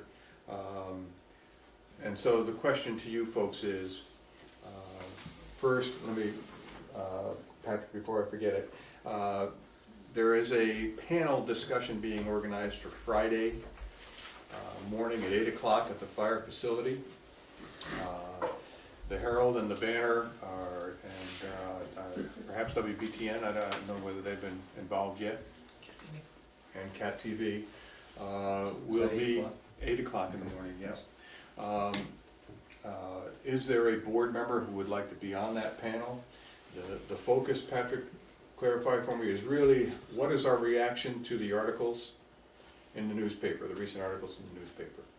And Patrick would love to have a select board member I'd love to be out of town that day. sitting on the panel. Fortunately, 8 AM. Yeah. I'll be no there. work. Can you take two? Can you have more than one? I hope. It's not organized by me. Okay, Tom and I will be on it, whoever's organizing it, unless somebody else wants to step up. Tom and Joe, okay. And that's 8 o'clock on Friday morning? 8 o'clock Friday I morning. mean, is anybody, I've heard that we got a response from Supervisor at MAUHS, and she said that, you know, the comment made by Wade Godfrey is completely inaccurate. Can anybody speak to that? I mean, does anybody know? Well, the comment he made, the quote was, a state trooper said that you find it in the hallways, Yeah. the high school hallways all the time. Baggies. In the high school, Plastic yeah, baggies bags. in the high school hallways. He didn't say Mount Anthony Union High School. You know, it was kind of anecdotal about high schools. He's not a Bennington officer. I mean, if Paul Doucette said it, you would be right to think he was talking about, but it was a state trooper, you know. Well, the officer, Could we be have talking over about there anyone. every day. Yeah, I mean, so So was it, do we know it wasn't clearly referred to as Mount Anthony? Is it that- was No, not it clearly, was not. it was not identified as Mount Anthony Union in the article. But his and, quote was, everyone's doing it. Yeah. It's in the high school, the kids are doing it right in school, you find baggies in the hallways. That is an entirely inaccurate statement. Wouldn't we expect to see a police report if that was an accurate That's statement, Yeah, correct? yeah. It was an inaccurate statement, specifically as it relates to Mount Anthony Union High School. And I know Sue McGuire is attempting to address that through the state police. But that was one of those cavalier statements that it was totally unsubstantiated. And I point to the Bennington editorial. There was one statement in there that, I mean, Michelle Karas's editorial was, let's change that, and then uses a phrase that, if I can find An it employee quickly. said that he thinks, Yeah, one employee, that 50% 50% of of the people in Bennington are using some sort of drug or another. That too is a very cavalier statement, entirely unsubstantiated. It gets printed and it becomes fact. Right. And I think that if in fact the board wants a formal response, and there are people in the community that want this board to formally respond to the New York Times article, I would be glad to try to put something together that would do that. I think we need to. I think we But- I do should. too. Now, We let me have ask, to, what we have to try to focus on is not so much What was said, how it was said, all Yes. this, you have to be the big Right. picture, I think. Yeah, we- that's my what we're point. doing, Yeah. what is Yeah. positive about the If response. I may, there were a lot of things that are true that were in the article. They're true in every community in the United States right now if you listen to the news. And I think that was what that article missed. I mean, it's not normal that a newspaper article becomes the subject of newspaper articles, but, you know, became a front page story the next day in a newspaper. But, you know, to me, the last paragraph that ties it all together to everybody's life was missing. You know, if this can happen in a town like this, you can bet it's happening all over the place. You know, this is the reality of our life today. You know, Howard Dean, I'm sorry, Shulman. Peter Shumlin made a big issue of it in his State of the Union speech. State of the State speech, and you didn't hear much about it, you know, elsewhere until, you know, the actor died in New York, and then all of a sudden every governor in New England was jumping on the bandwagon and addressing it. The state of Massachusetts said that, you know, they lose hundreds of people every year to heroin overdoses. They, you know, it's a real problem and it's going on, and I'm not trying to deny it or anything, it's just where was the correlation to everybody's life? It was just it made it sound like we were the epicenter of drug activity on planet Earth, and I just thought it was a poorly written article. Yeah, It well, was that's just, it. you know, Basically, it was a New fluff York, piece. New York Times Yeah. reporter. But here's the I way- think she is probably should be, you know, reprimanded, or, you know, Well, the that's fact of the matter is, wasn't she? huh? I think he was an editor. I know, she's a reporter. No, but the fact of the matter is, the media wants to sell, and this happened to be something that actually made some point somewhere. And we're not gonna change how the New York Times or the Boston Globe reports things, no matter how many panels we have. We just have to present our community with all of its warts, but the fact that we're trying to deal with these issues at the same time. Is there any select board here would say we don't have drugs in Bennington? Okay, those that were on 2 years ago, what did we do our budget? We put an extra 100,000 in it for police to look at what? Drugs? Drugs. What happened the following January? arrested We 75 arrested people, 75 13 people. months. Okay, what have we been doing Yeah. aggressively? Even before that, we started Turning Stone a number of years ago. Why did we do Turning Point? Why did we do that? Why did we do? I'm going gambling next week. We did Turning Point. Why did we do that? Okay, why are we the town of Bennington, along with our supervisory union, splitting the cost of a police officer that splits his time over there in the schools to watch this stuff, to talk to that? You know, by the way, go back to the slides that they presented us in November, the school did, on the perceptions of kids on their survey of what the drugs were. They weren't 50%. They were on, but I think close to 50% of the kids said they had tried it, Right. okay? But does that mean they're on them now? And oh, by the way, who started the prescription pill thing that's big in town now? Bennington, okay? So we did a lot of positive things, that's what I'm thinking, Stuart. Well, And don't and that's- attack this stuff, just go, here's what we've done. Go along with Greg says, hey, we're not gonna turn our back on this, we're not gonna deny we got drugs in town. Sure we got drugs in town, we know where they're coming from. Yeah, and that would be my point. I would try to take the positive things that Paul talked Right. about and make those the response, that there are some good things happening in Bennington. We're not That's right. putting our heads in the sand. We've added police. We've taken a more proactive approach Long before to this drug article hit. interdiction than Right. this story would seem to Right. indicate. And I've talked to some kids that really took offense. I mean, the day that article went out, or maybe the day before that article hit the paper, there was a significant list of Dean's List students from the Bennington area in the Bennington Banner. I don't know if you saw that at the bottom of the page. It was a pretty impressive list of kids that were doing really well in college. And they're probably not taking heroin and getting on the Dean's List, you know, Probably. and those kids are offended by that kind of thing, and rightly so. And I've talked to kids in the high school. Well, the One, kids on the the one article. positive thing that this article, I think, has done, at least from my office's perception, is that it has really galvanized the entities that are able to deal and address the addiction process. Right. The police really are doing their job. Yeah, It's what comes after. yeah, you're not gonna enforce What it comes out in after, court. and that's part of what this panel, I think, will show us, is that there are representatives from the hospital, representatives from UCS, there are representatives from all of these entities that have a stake in solving the addiction crisis, that are now coming out and coming to the table and gonna be talking about this issue much more so and much more, I think, openly than has been in Well, the it'd be past. good. I mean, Maybe last, I should be there then, because you know my solution. yeah, it's a lot. Yes. Build more prisons. Yeah. Last January at the press conference after the first Hire more countywide cops. drug sweep was, there were insinuations in the question and answer period as to where these dealers were from.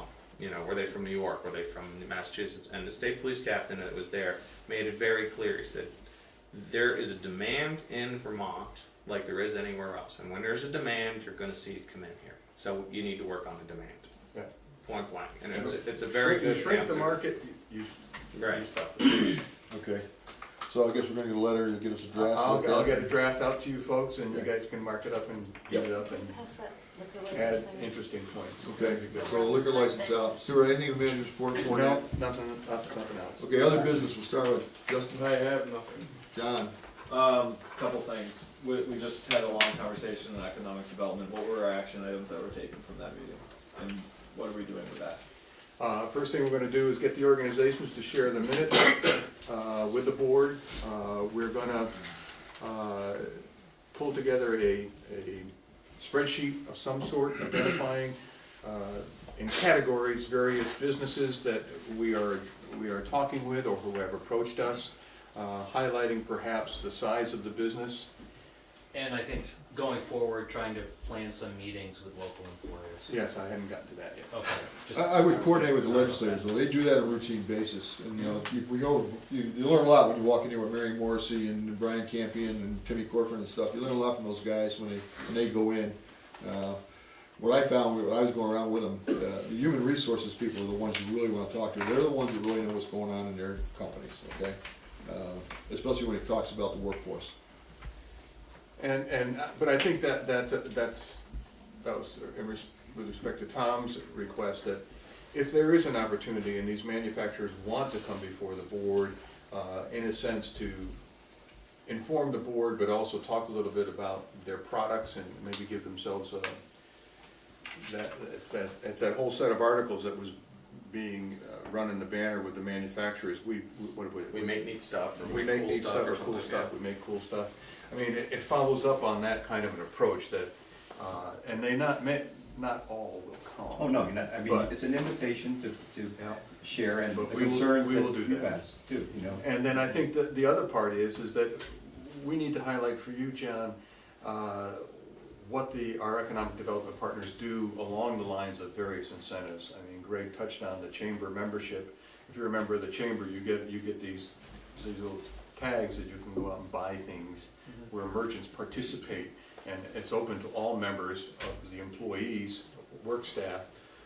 And there are other incentives. And the college students, I'll get them, Yeah, I think you're right. they do. Yeah, So there are some things going on, we'll try to highlight those for you so you know what they are, and we'll continue to work with our partners to try to perhaps grow that. I know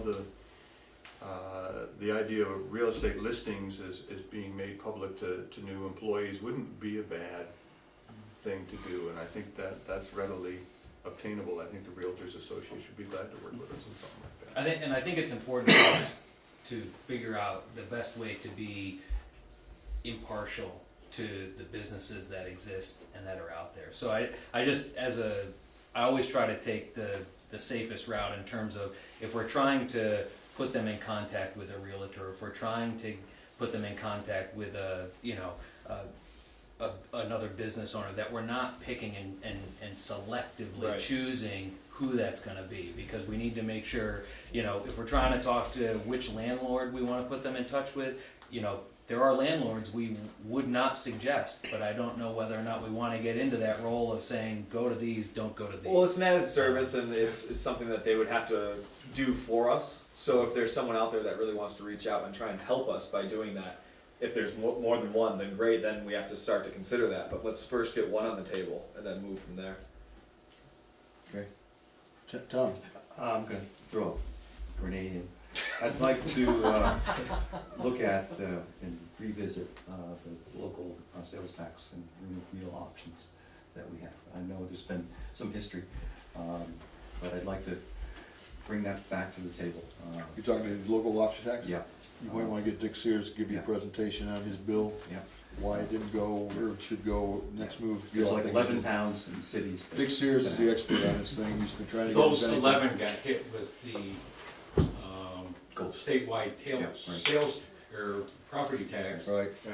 and that was kind of a, say, we'll do this for you. yeah. But there's not a lot of support, In not Bennington. until you're 40. Wasn't there a thought that there was a way around the legislature having to act on that potential charter change? of some Well, sort? I don't, maybe we shouldn't deliberate. Right. Just come back. and- Just a question. Just- Yeah, I agree with Tom. Rutland City did it through their charter, but their Yeah. charter was already in place, and it's a question of whether the legislature would approve a charter change that sort of blew the face of the wall. Dick Sears knows more about it than anything, it's been his bills doing it, he's probably the guy you wanna get in. I'm sure when he gets back, out of session, he'd be happy to come in and tell you guys about that. The other thing is. He believes strongly we ought to go to it, Yeah. and he thinks Yeah. he can make it happen, but it's gonna take the voters of Bennington to approve it. Again, it's a part of the charter That's issue, right. I think. Staying with the charter as part of the discussion about the the recent bond vote and failure. Is it time to look at the charter in the context of what you're working on right now relative to the future bond effort, or who votes and who doesn't vote? No. I know you've been down that road, and you're probably gonna tell me that. Well, But I think it probably for education and for the community as well as the board, so that we know how we got here, why we're here, and whether or not there's a reason to revisit it. You know, I bet you some of these guys don't know how we got here. Well, Corcoran knows, don't you? Be pretty impossible to put a checklist because you have tenants. I know. You know, are they allowed to or aren't they, Yep. you know, Yeah. it's, Well, it's a charter change, Yeah, and it's you have to not a almost straight redo road. Well, it. yeah, Make a we the changed water the charter district. to get the way we are now. Yeah, yeah. Right. I know. Yeah, And so- and frankly, Yeah. the state, and if you're following state laws these days, I mean, especially in solid waste, they're really pushing, and they're gonna be mandating user pays, Mhm. user pays, user pays. That is the fairest way to allocate Mhm. those kinds of costs, and as much as some people don't like it, North Bennington passed the bond. Hmm. It didn't affect anyone over there. Yeah, exactly. I mean, that's the rub, and I can understand those folks that are upset with the fact that we are voting, they are voting, but we are paying. And they're not paying because they don't use, you know, and it's not easy, it's not a level playing field, but I'd like to at least have the information so that when we go to battle again, that we don't get sort of blindsided like we were, and we have an argument that why you're getting the benefit of it. I still think one of the principal problems with the bond issue was the perception that somehow Southern Vermont College was benefiting more than we were, and was getting it cheap. I heard that from people who said that's the way they read the ballot article, and, you know, I guess, you know, when you read it and you already know what's going on, it's hard, it was hard, I didn't get that out of that, but they Well, read we it did and it identify kind where of it was felt gonna like, be placed. yeah, so. But we But have yeah. two issues that way, Yeah. the downtown tax. Yes, Yeah. same thing. I can vote yes on it, don't cost me any money. So let downtown merchants pay for it, landlords pay for it. Right. So The, if you get down thing that is- road, there's a couple of them. The part of the argument I didn't like was the thing about the select board not being a water board, and that's a decision you make, but I think it's a smart thing for the select board to be the water board. What the people didn't realize out there, that we could have put this issue on the ballot long before Southern Vermont even got in this. We've been choosing not to put it on the ballot. We've known that we are mandated by 2018 to do this. Yeah, wait till And this. the reason we jumped this forward, I thought, was because we were able to partner with somebody who had some great incentives for us to join on. It was Saves truly an that never- opportunity. That never got across to the voters out there. Yeah. You're gonna pay for it, you know, later, sooner or later, and it's not, yeah, the state can delay it, but they're only gonna delay it so long. I don't think they're gonna delay it again, they've already delayed it. Joe, I have one more thing Yeah. actually. And Stu, I don't want to put you on the spot. And Michael, I don't think you were even here when this came up. But 4 or 5 years ago, Plasan was looking to expand. In the next meeting, can we elaborate on that? It was something that was brought at least to Peter's attention. That's why I sent that email asking for him to be Was it present. about the engineers? I don't know what I've heard. Find out if it's about the engineers, because they had a problem attracting engineers here. No. They were looking to expand build their building to more than twice the size, if not Oh, yes, close to okay. 3 times. Yes. Yes. Right. Yeah. So what was I next talked, meeting? Is that? yeah, Dan's away, I've talked with Dan about that, and it had to do with the footprint of the building on the property itself. It wasn't a zoning restriction, but the way their process worked, the building's very linear, the lot's very linear, because it's a sloping lot. Yep. So they didn't have a lot of room to maneuver, but I'll get you more. And it is details. their property. I guess those are the type of things that Yeah. I'd like to hear about. If moving It forward. wasn't anything that, from a permit perspective, Act 250 or local, that blocked it. Okay, but if it does come up and there's something that we can do, because we're talking about. We'll do that. My So that's understanding 3. was the what ended up killing it in the end was cost of new construction.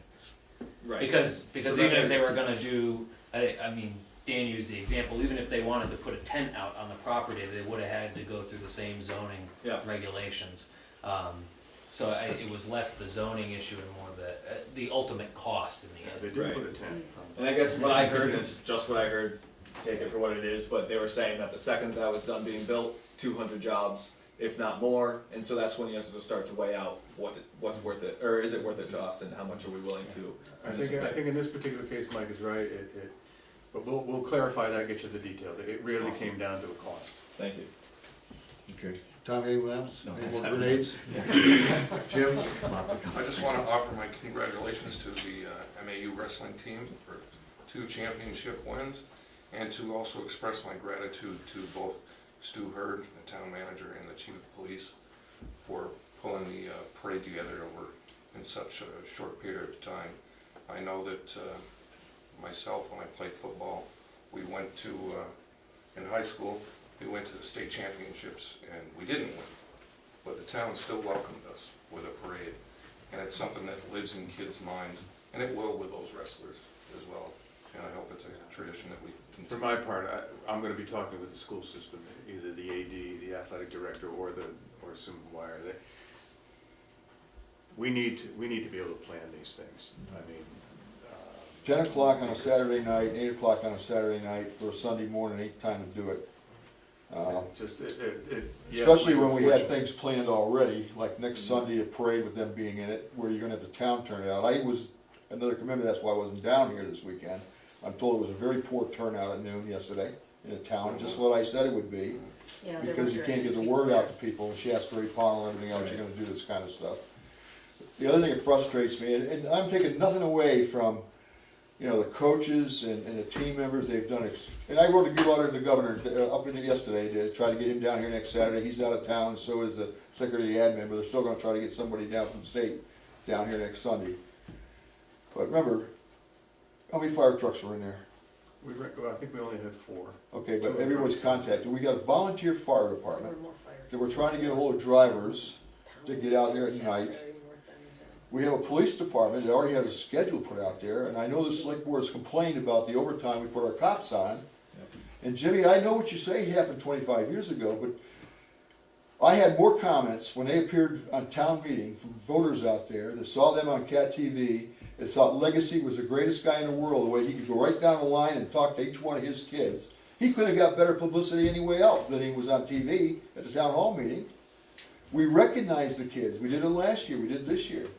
And, you know, I just think this last minute thing, we're asking our town officials to pull something off. I don't know how many cops he had to pull out here to block the streets. We actually were able to do this without using any overtime. The chief himself actually drove one of the vehicles at the tail end. So, I mean, we were able to do it, but there still is an expense. There's an expense to start up that fire truck and drive it around town. There's an expense that goes with a parade that I think, is it the municipality's sole responsibility, or is it a responsibility that should be shared with the school system? Since it is a high school team. Well, let's get something in place, because it is a positive thing. And And if we say, you know, the But that's- Saturday after, or something like that, it's all Well, that's what always known, so. but that's what we've got to work. Right, absolutely. I think that's a good approach. And the only other thing I think we realize, look at the unintended consequences. There are some. Had there been a major fire, had there been an accident, had there been a drug bust, had there been anything else that those people had to react to, what would have happened? Just always keep that in the back of your mind, what if, okay? And, you know, I remember the first year Bennington won the state basketball champion, Bennington Gaelic High. Everybody gathered in the parking lot of the high school. That's where they were. And the recognition was on, you know, on the radio next day. They did a thing on the radio kind of stuff. I guess those days are gone by. And, you know, I'll bring it up now because we got it, Jimmy. I kind of made a smart-ass comment early on. Facebook is not a government communication. You know, I would suggest to anybody, if you get something from one of your so-called friends about something like that, don't put it on Facebook to answer back. Get to the town manager, get to the chair of the board, get to the other board members, and call that guy directly, because you know as well as I do, once it's on Facebook, it ain't between you and them. It's between everybody in the world in this town. And you got some folks in this town that got over 1,000 friends who ain't really their friends, that will click onto these kind of things, who, quite honestly, in my opinion, there are folks out there who want the town to look bad. There are. And I'll give you examples of it. You want it later on. I won't do it in public, but I'll tell you who they are. Because I can show you examples of it time and time again. Everything is a hiccup. These same handful of people will come up and try to do everything they can to make Stuart look bad, us look bad, or the town look bad. And it goes all over Facebook. So I would just encourage you, don't use Facebook for that kind of information. somebody mentions it to me, and Jimmy, you know I didn't go back on when we had the issue on me, I did not answer anybody. Not gonna do it. I'll bet you Mr. Corcoran back there, who's not Facebook, hears more about what's on Facebook in town of Bennington than any of us sitting here. My name's mentioned, he usually gets back to me. True story? Are you on Facebook yet? No, Okay? You understand my message, guys? I don't have a cell phone. Yeah. I would just be cautious that kind of, town business should not be on that social media, it should be on the official lines of communication that we've got here, because it does get all over. And actually, in some cases, it gets out of the state, it goes to places, You never know what you they'll never know find. where it's gonna go. Well, it takes on a life of its own. It does. People misinterpret responses and then, it's just, actually, Jim, it's The police, bad. at the police department knew the parade was on before Paul could get in the morning and tell them they needed to be ready for it. Is that right? Yeah. Jim, if you don't mind, share the information that you went back on, said you shouldn't have said what you said because they couldn't see your body language and didn't know you. Oh, there was, Oh. one of our constituents, town members, asked if they Got a parking if ticket. they could have a parade in spite of the police department saying that, and the town manager saying that we wouldn't have one for the 26th win. And I made a wise ass remark saying, don't worry, I know somebody on the select board, I can fix a ticket for you. No, I was referring only to myself. But you mentioned the chair? You mentioned Oh, chair. okay, you're right, yes, I did. But in it, I included one of those winking smiley face emoticons. And I thought that made it pretty clear that I wasn't serious. However, some people did take it seriously, and I promise you in the future, I will leave comedy to the experts. And would you believe that I heard about it not from him, I heard about it from somebody who saw his initial comment, Using your name with a using my name. I didn't use Is your it true, name. is it true you really fix parking tickets when we get them downtown? Oh, jeez. And it was just, It is. I was trying to be Huh? funny. Well, the emoticon should clear you of Yeah. responsibility. Takes out a liability. That's awesome. And for the record, I will not fix parking tickets None of us can. or any None of other us can. thing in this town. Okay. Anything else, Jim? No, sir. Greg? Just a couple quick things. Sorry, it seems to be going on. John made a point before about, he had spoken to some people that weren't part of the conversations, some of which are going on. I think those are good names to get to Mike, because it means we're not reaching them. And this is one of the challenges we come up with. We're doing things, people are working on stuff, they're not reaching the target market, and that's always one of the big challenges here. Give your So names. I think it's important. They'll want to be talked to because Yeah. they benefit just as Yeah. much as we do. So. If they feel like they're out of the loop, then I think we should reach out to them. Well, and I think along those lines and I'd be happy to reach out to those people. Yeah. Even if we talk to the president of the company, that doesn't mean the head of HR is aware that we talked to the president of the Right, company, or right. the VP of sales, or Yeah. something. So it's trying to figure out how everybody. You may talk to one, but that doesn't mean everybody in the company Sure. is aware that you had But that it's, conversation. if there's somebody that's out of the loop, Yep. you should have an opportunity to know that, I think. The wrestlers, that's a great thing. There were a whole number at the end of the winter season. There's a lot of teams that did really well this year. They're great kids, and want to congratulate all of them. The dance team, the cheer team, all placed in New England's and state competitions, and basketball teams and all that. So I just want to thank them for representing Bennington. There is a St. Patrick's Day parade on Sunday. It's been batted around a little bit. The BBC is keeping that tradition going. If you want to be in it, or you haven't already gotten wind of that, you can get in touch with the Better Bennington Corporation. It starts in North Bennington, right? Kevin's in the morning with I don't know the routes. celebrity bartenders at Kevin's in the morning. Well, there's going to be a Whole kegs day. and eggs thing Yeah.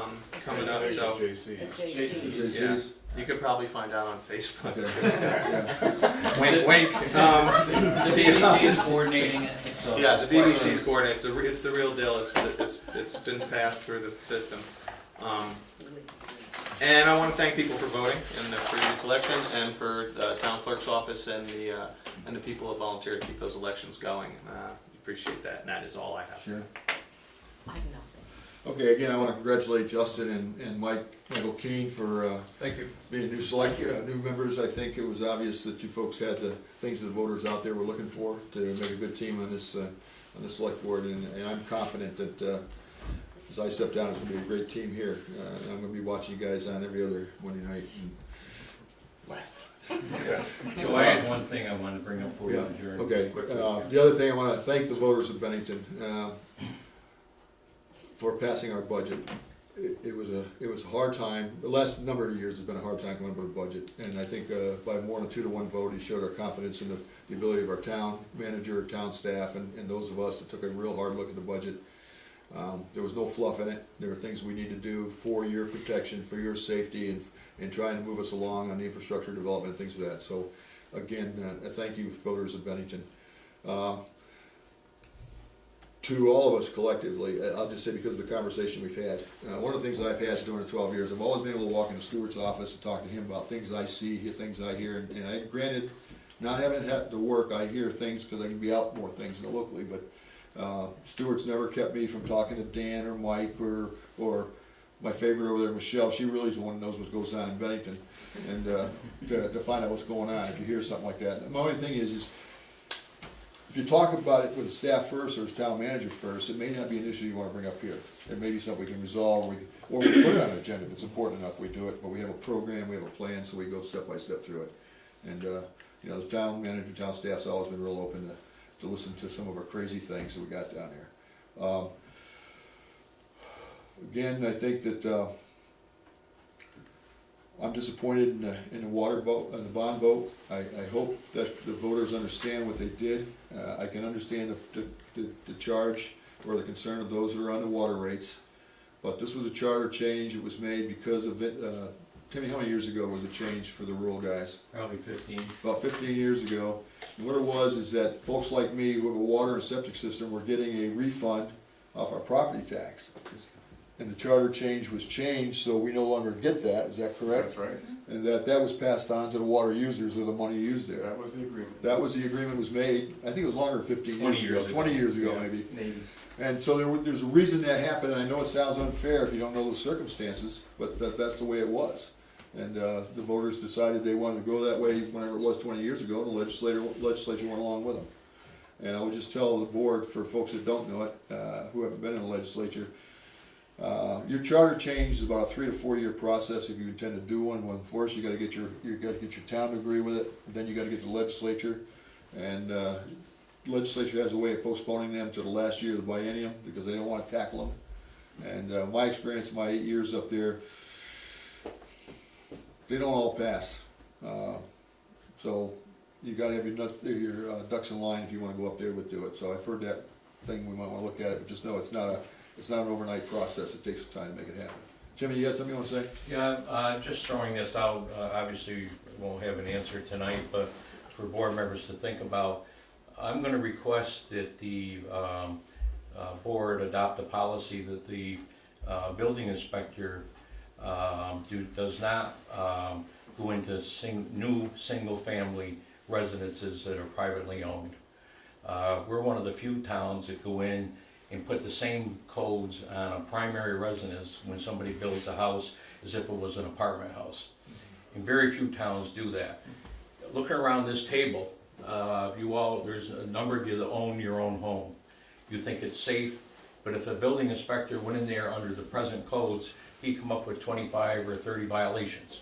Your windows aren't big enough, your spindles aren't high enough, there's not a smoke detector here. We had a lady a little while ago, one neighborhood, she had to put in 9 smoke detectors. And your spindles have got to be so high on your deck. Well, that's your business. That's your home. It's none of the town's business how high your spindles are or where you have your smoke detectors. There was one being built, they want a fire door going into the cellar.